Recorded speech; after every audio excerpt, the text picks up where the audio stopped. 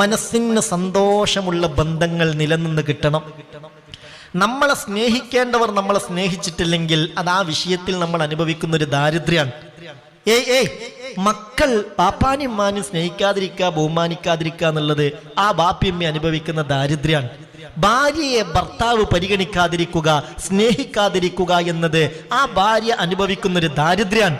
ഭർത്താവിനെ ഭാര്യ സ്നേഹിക്കാതിരിക്കുക, ഇങ്ങനെ നമ്മളെ സ്നേഹിക്കേണ്ടവർ നമ്മളെ സ്നേഹിക്കാതിരിക്കുന്നത്, പരിഗണിക്കേണ്ടവർ പരിഗണിക്കാതിരിക്കുന്നത് വലിയ ഒരു ദാരിദ്ര്യമാണ്. അതിന് പരിഹാരമുണ്ടാവാനായി അല്ലാഹുവിൻ്റെ സ്നേഹവും നമുക്കാരോടൊക്കെ മുഅ്മിനീങ്ങളിൽ നിന്ന് സ്നേഹവും കിട്ടാൻ വേണ്ടി ഒരു ദിക്ർ ഞാൻ പറഞ്ഞു തരാം. യാ വദൂദു യാ അല്ലാഹ്, യാ മജീദു യാ അല്ലാഹ്, യാ വദൂദു യാ അല്ലാഹ്, യാ മജീദു യാ അല്ലാഹ്.